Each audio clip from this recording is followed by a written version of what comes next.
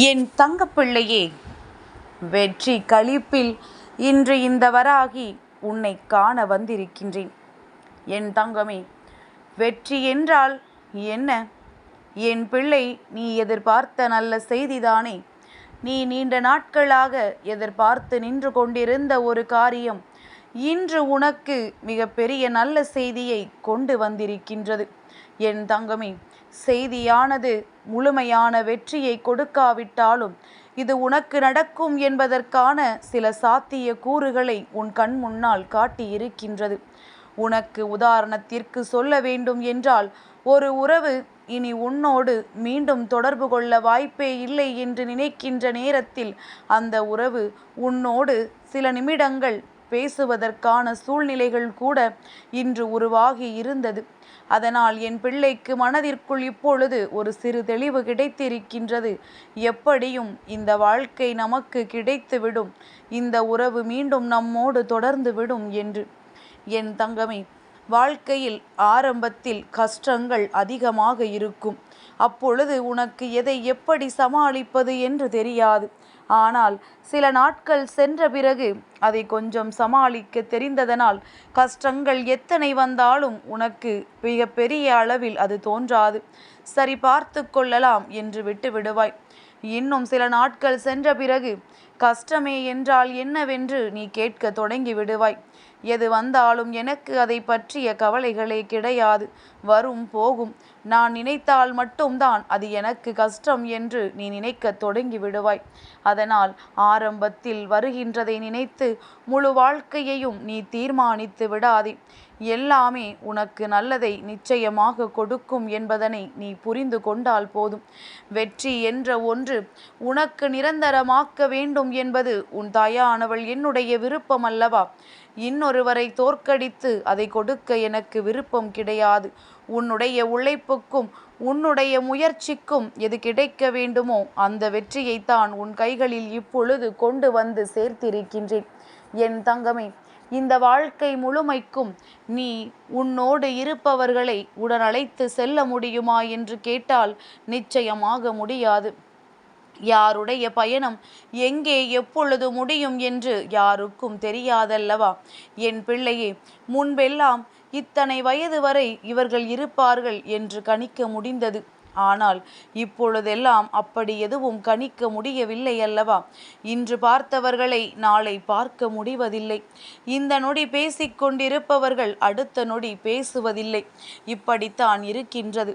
அதனால் இப்படி இருக்கின்ற இந்த வாழ்க்கையில் போராட்டங்கள் எதற்கு என்று நீ ஒரு நிமிடம் சிந்தித்து பார்த்தால், அடுத்தவனை தோற்கடித்து வெற்றி பெற வேண்டும் என்ற எண்ணமே யாருக்கும் இங்கே வந்து விடாது.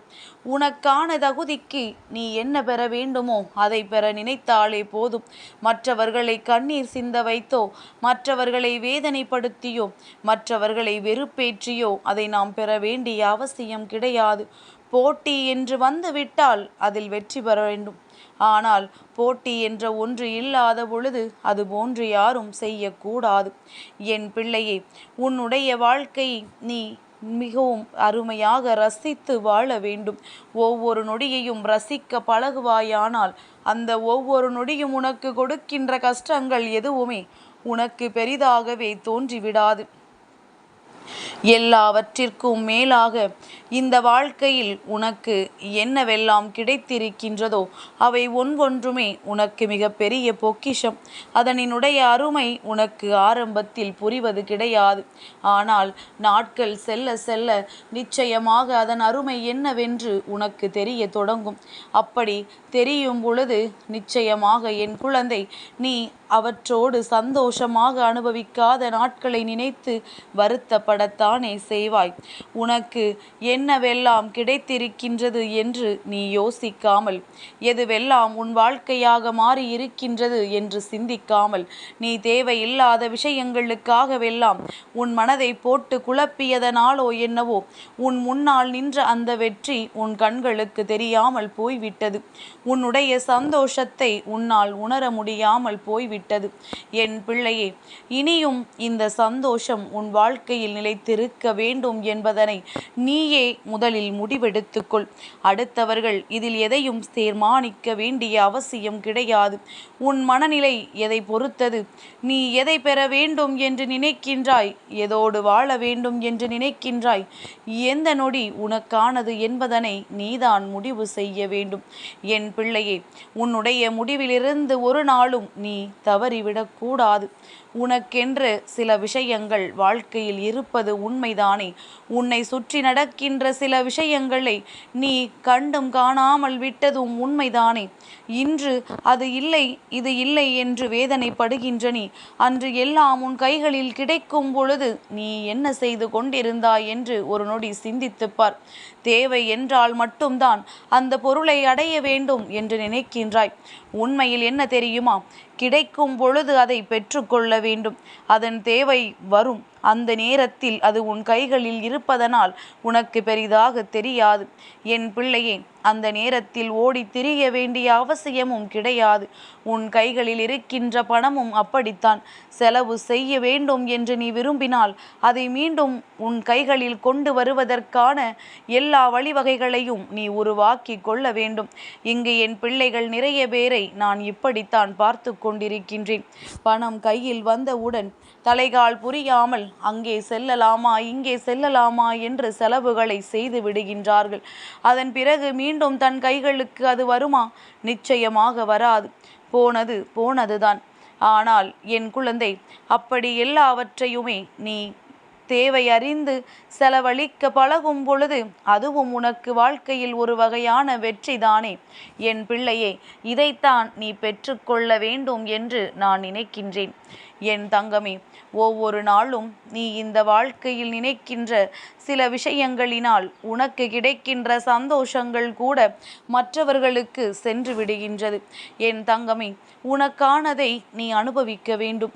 உனக்கானதை நீ பெற்றுக்கொள்ள வேண்டும். நீ சந்தோஷமாக இருந்தால் மட்டும்தான் உன்னை சார்ந்தவர்களும் உன்னை சுற்றி இருப்பவர்களும் சந்தோஷமாக இருக்க முடியும். என் பிள்ளையே, ஒரே ஒரு விஷயத்தை மட்டும் இன்று உனக்கு நான் சொல்கின்றேன். அதை நீ தெளிவாக புரிந்து கொள். என் தங்கமே, உன்னை பார்த்தால் ஒருவருக்கு உன்னோடு சில மணித்துளிகள் பேச வேண்டும் என்று தோன்ற வேண்டும். மாறாக உன்னை கண்டாலேயே இவர்களை ஏன் கண்டோம், இவர்களோடு ஏன் பேச வேண்டும் என்று ஒரு நாளும் நினைக்க கூடாது. என் குழந்தை, அப்படி ஒருவர் உன்னோடு மனநிலையில் நல்லபடியாக பேசுகிறார்கள் என்றால் உன்னிடத்தில் ஏதோ ஒரு நல்ல விஷயம் இருக்கின்றது என்பதனை நீ அப்பொழுதே புரிந்து கொள்வாய் அல்லவா? என் தங்கமே, இனி இந்த வாழ்க்கையில் உனக்கு கிடைக்கின்ற நேரங்களை எல்லாம் நீ உன் மனநிலை நன்றாக இருக்கும் பட்சத்தில் மற்றவர்களின் மனநிலையையும் மாற்றுவதற்கு நீ முயற்சிகளை செய்யலாம். ஒருவர் வாழ்க்கையை வேண்டாம் என்று விளிம்பிற்கு செல்லும் பொழுது உன்னுடைய ஒரு வார்த்தை அவர்களை மீண்டும் வாழ வைத்து விட்டால் அதுதானே நீ இந்த வாழ்க்கையில் பிறந்ததற்காக நீ செய்த மிக பெரிய சாதனையாக இருக்க முடியும். என் தங்கமே, எல்லா நாளிலும் உனக்கு நான் என்றுமே உறுதுணையாக இருப்பேன். சில விஷயங்கள் உனக்கு நடக்கும் பொழுது அது நல்லதா கெட்டதா என்பதையும் நான் உனக்கு கை நீட்டி கொடுப்பேன். என் பிள்ளை, நீ ஒவ்வொரு முறையும் சில பிரச்சனைகளிலிருந்து தப்பிக்கும் பொழுதும் என்ன நினைக்கின்றாய்? உன்னுடைய திறமை அதற்கு ஒரு காரணமாக இருந்தாலும் இந்த வராகியினுடைய அரவணைப்பும் இந்த வராகியினுடைய அன்பும் அதற்கு இன்னொரு காரணம் என்பதை புரிந்து கொள்ள வேண்டும். நான் உன்னோடு இருப்பதனால் பல பிரச்சனைகளிலிருந்து உன்னை நான் மீட்டெடுத்து கொண்டுதான் இருக்கின்றேன். இனிமேலாவது வாழ்க்கையில் நடக்கின்ற எல்லா விஷயங்களிலும் கவனம் செலுத்தி உனக்கான வெற்றியினை நீ பெற்றுக்கொள்ள எப்பொழுதுமே தயாராக இரு. உன்னால் ஓர் எல்லைக்கு மேல் செல்ல முடியும் என்றால் உனக்கு கீழ் இருப்பவனை மேல் தூக்கிவிட பழகு. இங்கே தான் நன்றாக இருந்தாலும் மற்றவர்கள் நன்றாக இருக்க வேண்டும் என்று நினைத்தாலும் தன்னை விட மேலாக அவன் சென்றுவிடக் கூடாது என்று நினைக்கின்ற மனிதர்கள் இருக்கின்ற இடத்திற்கு மத்தியில் என் பிள்ளை வாழ்வதே மிகப்பெரிய கடினமான சூழ்நிலைதான். ஆனாலும் அதையும் தாண்டி நீ வாழ்ந்து கொண்டிருப்பது நீ இந்த வாழ்க்கையில் செய்த மிகப்பெரிய சாதனைதான் என்பதனை மறந்து விடாதே. இந்த சாதனையையே நீ புரிந்து விட்டாய். இதற்கு மேல் இதைவிட பெரிய விஷயங்கள் என்ன உன் வாழ்க்கையில் வந்துவிடப் போகின்றது? எல்லாவற்றையும் உன்னால் நிச்சயமாக வென்று காட்ட முடியும். எல்லோர் முன்னிலையிலும் நீ யார் என்று நிரூபித்து காட்ட முடியும். எல்லாவற்றிற்குமே எப்பொழுதுமே தயாராக இரு. சரியான வாழ்க்கை சூழ்நிலையை நான் உனக்கு உருவாக்கி கொடுக்கின்றேன். என் தங்கப்பிள்ளைக்கு இந்த வராகி அம்மாவினுடைய ஆசீர்வாதங்கள் எப்பொழுதும் உண்டு.